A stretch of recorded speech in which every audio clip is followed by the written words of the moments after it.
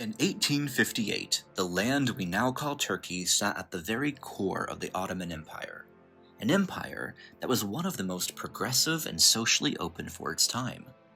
Homosexuality was legal, and while religious fanatics and small-minded people obviously still existed at this time, it's safe to say that being queer under Ottoman rule was far more tolerated than in the vast majority of the contemporary world. For example, being gay was still a crime in parts of the USA until 2003, in Germany until 1969, in Spain until 1979, and in the famously progressive Sweden, homosexuality was illegal until 1944. These are just some of the many examples of countries that were roughly 100 years behind Turkey in its treatment of queer people. But tragically, this lead in social development would not last. By the end of World War I, as the world reeled from the horrors of fascism and dictatorship, a hope emerged that Turkey would soon be taking its place among the secular democracies of Europe, building upon its legacy of relative social openness. But today, in 2025, that hope lies in ruins. A country once seen as a potential bridge between East and West has instead chosen a path of sexual repression, social regression, and religious extremism. A travesty that just 50 years ago likely seemed unthinkable to many in the country. You see, in the early days of the Turkish Republic, the greatly admired leader Mustafa Kemal Ataturk spearheaded a bold secular transformation. From the ashes of the Ottoman Empire, Turkey was rebuilt as a nation looking to the future. Religious courts were abolished, and he closed hateful religious schools that had been teaching zealotry and poisoning the country. He initiated Turkey's adoption of the Latin script for the Turkish language, introduced a secular constitution that removed Islam as the state religion, and women were given the right to vote, notably even before suffrage had been achieved in countries like France and Switzerland. These are just some of Ataturk's many positive reforms that began pushing the country further in the right direction. Of course, many not-so-amazing things also happened during this time, including the denial of the Armenian genocide, the ban on Kurdish language and identity, and his quite authoritarian style of rule. But despite these very real shortcomings, Turkey was largely moving in the right direction and becoming a more free and prosperous country, where religion no longer dominated daily life against people's will. Throughout the latter half of the 20th century, queer people in Turkey endured a similar political and social climate to that found in much of Europe. No real protections or rights, and no real state-sponsored persecution either. Social stigma remained high, but the legality of homosexuality offered space for survival at a time when that was not yet a given in most parts of the world.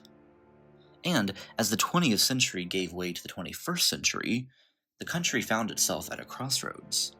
By this time, Turkey had fallen behind much of the Western world on social policy, but there was still hope. It could embrace human rights and secularism more fully, expand protections for queer people and women, and create a truly free and fair society. Or it could undo a century of progress and run back to the Dark Ages. In 2002, the Turkish people opted for the latter, when the ironically named Justice and Development Party came to power under Erdogan, an individual who is in many ways the absolute antithesis of Ataturk and what he stood for. Over the last 2 decades, Erdogan has used his power to remake the country in his own grotesque image, and in doing so, he has sent a clear message to the world that secularism in Turkey is out, and political Islam, corruption, and tyranny are in. Erdogan rose to power on a wave of populist rhetoric, promising economic renewal and traditional Islamic values. At first, much of the world saw him as a moderate. But as the years went on, it became clear that Erdogan was not interested in pluralism or tolerance, but only personal control. It began with him establishing control over the media, quickly followed by a control over the country's courts. And as the years have passed, it has catalyzed further to an often successful control over the very narrative of Turkish identity, a narrative that increasingly targets women, queer people, and those unwilling to conform to radical Islam.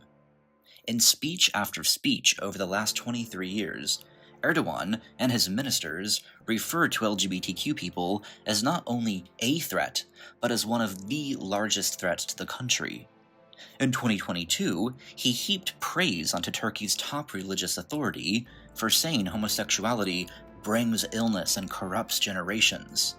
Anyone living in Turkey will likely be painfully aware of the government-aligned newspapers routinely labeling LGBTQ people as perverts, deviants, and foreign agents, all of which further promotes violence against our people and has led to Turkey becoming a nearly impossible place to live for those who cannot pass as straight and cis when in public. Extreme displays of homophobia and transphobia and demonstrations against queer people's right to exist have become commonplace. And to make an already impossible situation even worse, in the last decade, these attacks have been increasingly moving from hateful and dangerous rhetoric to hateful and dangerous policy. For example, Istanbul Pride was once the largest pride celebration in the entire Muslim world. Tens of thousands marched peacefully through the city in the early 2010s. It was a rare moment of light in the region, and a time in which Turkey looked like it might still fulfill its promise of a secular and open future. But in 2015, everything changed. That year, police began using tear gas, rubber bullets, and water cannons to disperse pride marchers, and the event has been officially banned every year since, under the pretense that it disrupts public order. In 2023, dozens of people were arrested for merely waving rainbow flags, and in 2024, authorities banned Pride even in more private environments by attempting to shut down remaining events across the country. University LGBTQ clubs have been dissolved, LGBTQ film screenings have been cancelled, and social media accounts have been blocked. Outspoken activists have even been jailed or fined under vague anti-terrorism laws. And here are just a few such cases. In 2019, activist Levent Pishkin was detained on charges of spreading propaganda after speaking about Kurdish LGBTQ issues. In 2021, students at university were arrested after displaying LGBTQ flags, and between 2022 and 2024, hundreds of activists across the country have been sentenced for organizing illegal assemblies, which in reality were peaceful pride events. And this year, police have already arrested dozens more LGBTQ people across the country for the crime of existing publicly. While there are countless such stories that deserve attention and justice, there are also countless legislative attacks that also cannot be ignored. In 2016, the only minor anti-discrimination law was scrapped, and since then, employment discrimination, housing discrimination, and the denial of services based on sexual orientation and gender have been permitted in the country. Furthermore, gender-affirming care was legal and largely accessible until Erdogan began his targeted attacks on trans rights in 2018, at which point trans healthcare became restricted and monitored by the government. Even after this harmful law came into effect, though, it was still possible for those over the age of 18 to access gender-affirming care in some instances.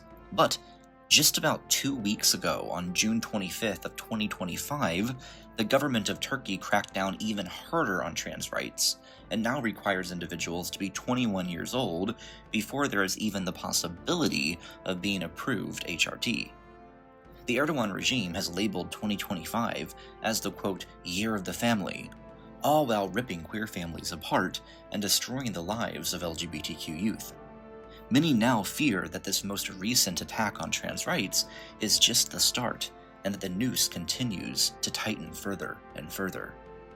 Additionally, Turkey has mandatory military service for those assigned male at birth, but gay men are not permitted to serve, which at first may not sound too horrible, until you learn that gay men were required to provide an anal examination and photographic proof of bottoming in order to be exempted. But if they joined and decided not to submit such photos to prove they were gay, they could then face possible jail time, since serving while gay was in of itself illegal. So it really was a catch-22. Since 2015, such photos and exams are no longer required, but the process of proving you are gay to avoid service, which is still required since gay people are still banned, can be a dangerous and difficult ordeal, and often leads to employment difficulties later in life. As one would assume from everything we have so far covered, the situation is pretty much terrible across the board in every area you can consider. Conversion therapy is not banned, non-binary and intersex people are not legally recognized, gay couples are banned from marriage and adoption, and the list goes on and on. According to Equaldex, Turkey currently ranks 109th in the world for LGBTQ rights, even behind countries like Tajikistan and Rwanda, and just a single point ahead of North Korea. Likewise, ILGA Europe ranks Turkey 47th out of the 49 countries for queer rights, ahead only of Russia and Azerbaijan by a very small margin. And it's not only LGBTQ people who are under siege following the death of a secular Turkey. Women in the country are also witnessing their rights unravel further with every passing year. In 2021, Erdogan unilaterally withdrew Turkey from the Istanbul Convention, a landmark treaty aimed at preventing violence against women and domestic abuse. The move shocked human rights advocates, but Erdogan's allies claimed the Treaty on Women's Rights was part of a Western gender ideology that threatened family values.